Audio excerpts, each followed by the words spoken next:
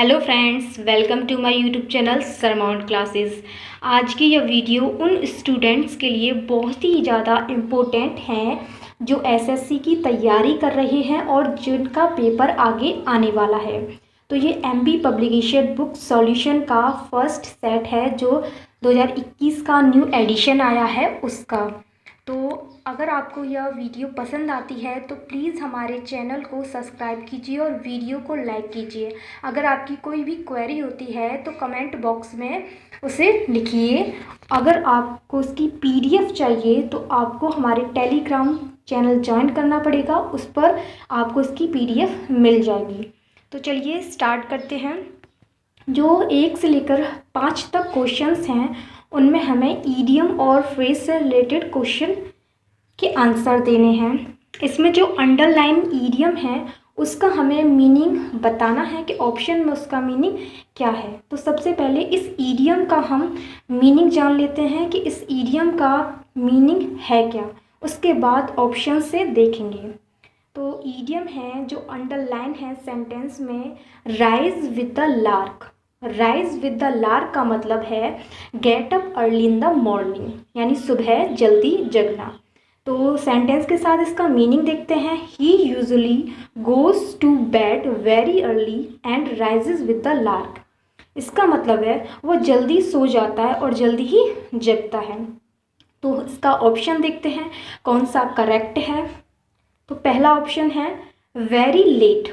तो very late तो ये तो होगा नहीं, ये तो गलत हो जाएगा क्योंकि वेरी लेट इसका ऑप्शन है ही नहीं।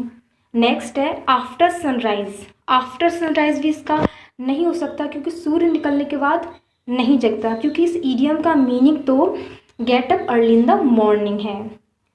वेरी अर्ली, जी हाँ, इसका ऑप्शन सी हो जाएगा। ऑप्शन सी इसका एकदम करेक्ट आंसर है, वेरी अर्ली, बहुत जल्दी। तो चलिए नेक्स्ट देखते हैं। नेक्स्ट ईडियम है वाइल्ड गूज चेज। इसका मतलब है कि किसी चीज़ को पाने के लिए निरर्थक प्रयास करना, व्यर्थ के प्रयास करना। तो सेंटेंस के साथ इसका मीनिंग देखते हैं। Their attempt to get back the stolen necklace proved to be a wild goose chase.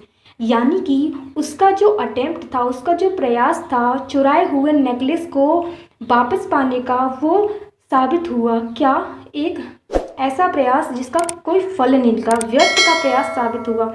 तो चलिए ऑप्शंस देखते हैं इसके क्या क्या ऑप्शंस हैं। पहला है वाइज डिसीजन, बुद्धिमता का डिसीजन नहीं, ये बुद्धिमता का डिसीजन नहीं है। नेक्स्ट है टाइमली एक्शन, समय पर कार्रवाई नहीं, ये भी रॉन्ग हो जाएगा। नेक्स्ट है आपके यूजलेस सर्च, ऑप्शन सी। तो ऑप्शन सी एकदम करेक्ट है क्योंकि इसका आंसर है यूजलेस सर्च, एक ऐसी सर्च जिसका कोई मतलब नहीं हो, यानी कि व्यर्थ की। तो नेक्स्ट देखते हैं। नेक्स्ट क्वेश्चन 3 पे चलते हैं। ये है at his wits end he turn to his old trade. तो पहले इस ईडियम का मीनिंग जानते हैं। यह ईडियम है एट वंस विट्स एंड। इसका मतलब है कंप्लीटली कंफ्यूज्ड, यानी कि जो बिल्कुल ही कंफ्यूज्ड हो, जिसको नहीं पता कि आगे करना क्या है। तो he turn to his old, वो अपने पुराने व्यापार की ओर मुड़ा और वहाँ वो कंफ्यूज्ड था, उसे नहीं पता था करना क्या है। तो पहला ऑप्शन है आफ्टर केयरफुल थिंकिंग, यानी कि बहुत ही सतर्क सोच के बाद, नहीं ये नहीं होगा। ओवर जॉयड, बहुत खुश हुआ, नहीं। Option C not knowing what to do, मतलब कि नहीं जानता था उसे क्या करना है। तो ऑप्शन सी आपका करेक्ट आंसर हो जाएगा। तो चलिए नेक्स्ट क्वेश्चन पर देखते हैं। When it comes to dancing, he is all thumbs. All thumbs का मतलब होता है clumsy in the use of hands, यानी कि किसी भी काम को करने में बेढंगा हो। तो सेंटेंस के साथ इसका अर्थ देखते हैं। When it's come to dancing, यानी कि जब उसके नाचने की बात आती है तो वो एकदम clumsy है, बेढंगा है। तो ऑप्शन पहला आपके ट्रेनर, तो ट्रेनर तो नहीं है, तो ये गलत हो जाएगा। और शी है आपकी एन एक्सपर्ट, तो एक्सपर्ट भी नहीं है, ये भी नहीं होगा। ऑप्शन बी है क्लमजी, बिल्कुल बेढंगा, वो बेढंगा है। ऑल थम्स मिस बेढंगा यानी क्लमजी। नेक्स्ट देखते हैं। The day the new product was launched people made a beeline to purchase it. यानी नए उत्पाद का दिन लॉन्च हुआ और लोग भीड़ लगाकर जमा हो गए, क्योंकि मेक अ बीलाइन एक ईडियम है जिसका मतलब है भीड़ लगाकर जमा हो जाना। तो यहाँ टेंस आपके पास्ट में है, इसलिए मेक की सेकंड फॉर्म मेड लगी है। तो इसका मतलब है मेक अ बीलाइन का कि भीड़ लगाकर खड़े हो जाना, जमा हो जाना किसी चीज़ को लेने के लिए। तो सेंटेंस के साथ देखते हैं इसका meaning. The day the new product was launched, जैसे ही नए उत्पाद का दिन लॉन्च हुआ तो लोग उसे खरीदने के लिए भीड़ लगाकर जमा हुए। तो ऑप्शन है आपका पहला, वर डाउटफुल, यानी संदिग्ध थे, नहीं वो डाउटफुल नहीं थे, तो ये आपके गलत हो जाएगा। आपके सी कहता है रिफ्यूज्ड, मना किया, बिल्कुल नहीं, ये भी आपका ऑप्शन नहीं होगा। ऑप्शन डी कहता है वेंट ऑनलाइन, ऑनलाइन क्यों जाएंगे जब वो खुद भीड़ लगाकर जमा हो रहे हैं, तो ये भी आपका नहीं होगा। यहाँ आपके सेकंड ऑप्शन बचता है रस्ट। रस्ट का मतलब होता है कि दौड़ कर आना, भाग कर आना, जल्दी से आना किसी चीज़ के लिए, तो रस्ट यहाँ आपका राइट आंसर हो जाएगा। तो चलिए नेक्स्ट क्वेश्चन पे आगे बढ़ते हैं। इसमें 6 से 10 तक के क्वेश्चनों में हमें एक सेंटेंस दिया है और उसके बल्कि उसके लिए एक वर्ड यूज़ करना है, वन वर्ड कह सकते हैं हम, वन वर्ड बताने हैं 6 से 10 तक के क्वेश्चंस में। तो पहला क्वेश्चन है आपके a recurrent compulsive urge to steal, यानी कि चोरी करने की तीव्र इच्छा, यानी कि एक बीमारी होती है ये भी। तो पहला ऑप्शन है निमोनिया, तो निमोनिया तो एक बीमारी होती है बच्चों में, ये तो नहीं होगा।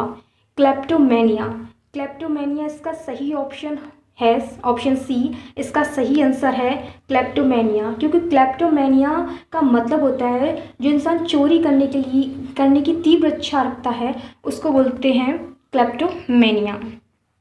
आपकी आंसर क्वेश्चन नंबर 7 पे चलते हैं।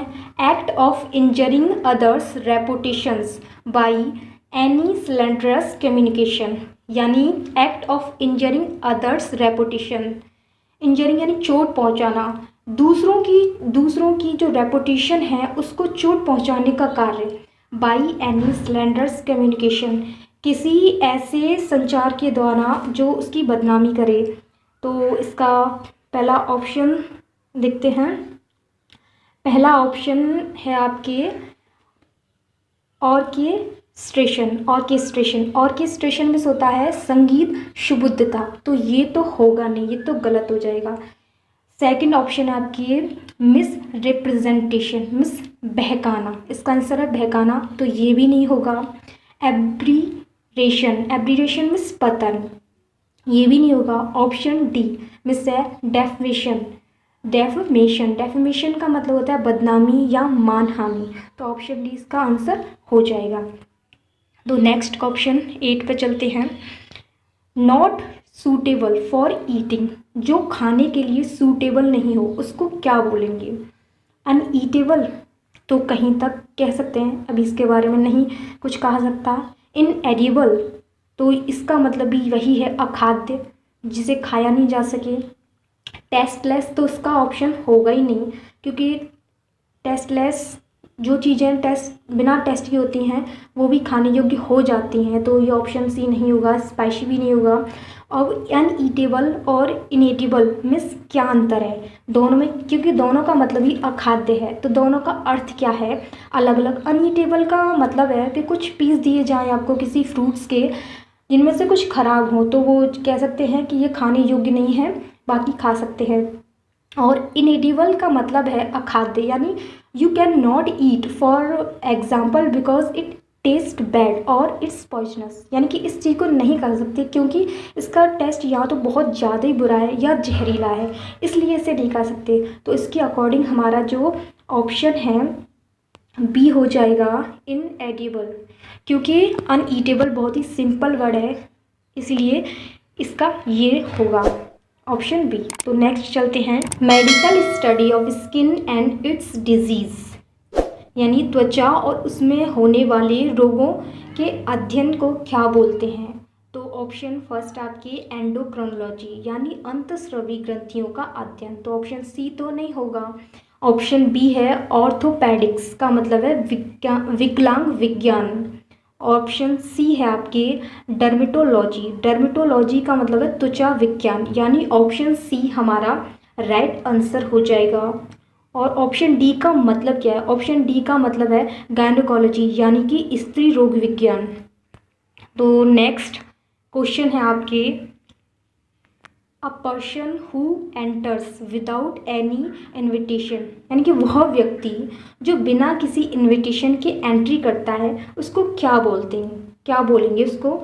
तो वर्गलर, वर्गलर में होता है चोर या सेंधमार। नेक्स्ट ऑप्शन बी आपके वेंडल, वेंडल में भी आपके बदमाश होता है। और ऑप्शन सी है आपके इंट्रूडर, इंट्रूडर का मतलब है जो बिना अधिकार के प्रवेश करने वाला हो। और थीफ माने तो चोर ही है, तो आपका आंसर होगा ऑप्शन सी। ऑप्शन सी आपका एकदम करेक्ट आंसर होगा, इंट्रूडर यानी बिना अधिकार के प्रवेश करने वाला व्यक्ति।